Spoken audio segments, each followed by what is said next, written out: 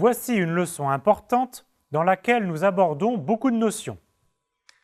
Les racines d'un polynôme, le théorème de d'Alembert-Gauss, la définition de polynôme irréductible et le théorème de factorisation que l'on détaillera dans le cas des polynômes sur C ou sur R.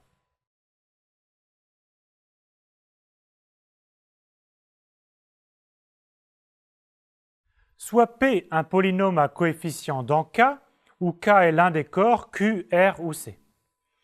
On dit que alpha est une racine de P si P de alpha est égal à 0. On dit aussi que alpha est un 0 de P. Une relation importante est que P de alpha est égal à 0 si et seulement si x moins alpha divise P. La preuve est la suivante. On écrit la division euclidienne de P par x moins alpha.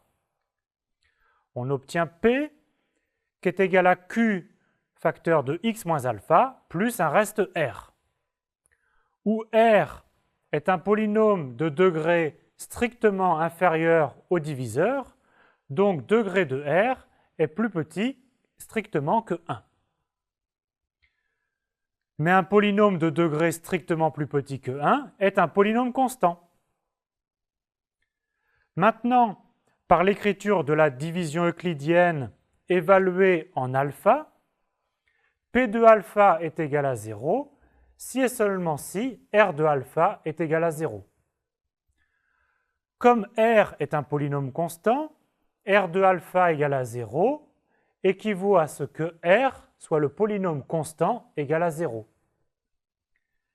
Mais toujours par l'écriture de la division euclidienne, R est égal à 0 équivaut à ce que P s'écrive Q fois x moins alpha, c'est-à-dire x moins alpha divise P.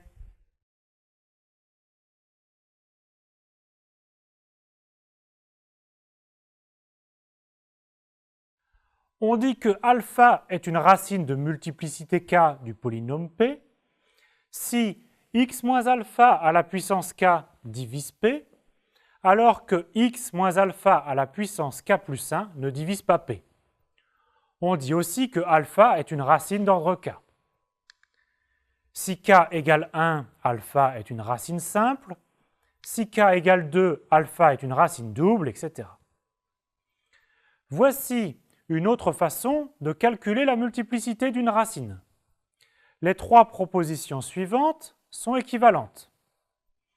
Alpha est une racine de multiplicité k du polynôme P, équivaut à il existe un polynôme Q dans k crochet x, tel que P s'écrive x moins alpha à la puissance k fois Q, avec Q de alpha non nul. Et c'est aussi équivalent à ce que P de alpha soit égal à 0, P' de alpha soit égal à 0, etc.